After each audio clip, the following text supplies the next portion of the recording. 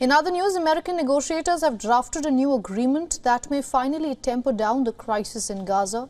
This new agreement sets to accommodate both Israel and Hamas's terms, including the release of hostages, along with a pause in fighting for up to 2 months.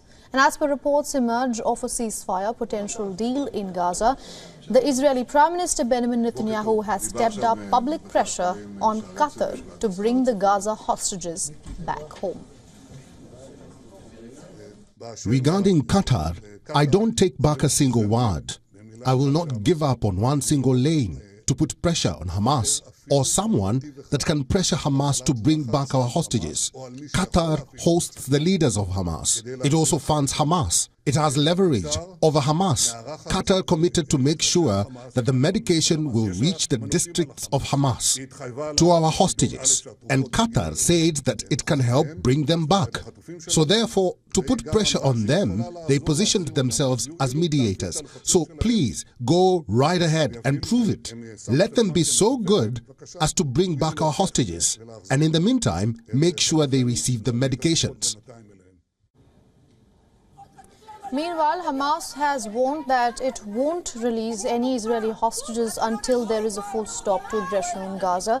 A senior Hamas leader reaffirmed that the group is in touch with Qatar and Egypt officials for hostage negotiations. With regards to stopping the aggression and hostage exchange, we have confirmed many times that we have dealt and are still dealing in all seriousness with the ideas and propositions of the mediating parties in Qatar and Egypt, and there are constant communications that haven't stopped. We reaffirm that the return of the captive Zionist soldiers to their families alive will not happen until the aggression against our people stops. As reported by a top American media publication, the report posts an initial 30-day halt in the fighting in a first phase, which will allow the release of female, elderly, underage and wounded hostages held by Hamas. Another second phase will attempt to wind down military operations from both sides over the course of another 30 days. Washington's draft will be presented at a summit in Paris today. In attendance will be representatives of Israel, Qatar, Egypt and the United States. CIA director also expected to debrief his Mossad counterpart, the Egypt intelligence chief, along with Qatari Prime Minister.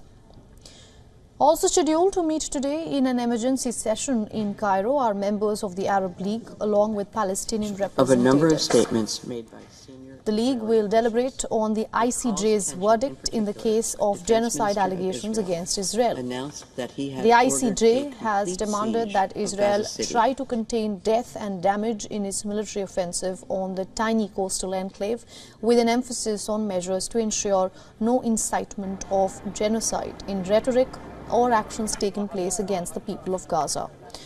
As stated by the permanent representative of the State of Palestine to the Arab League, the meeting has been requested by the Palestinian state in coordination with Morocco.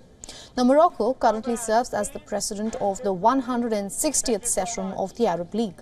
The League is expected to take a unified stand on the International Court's verdict.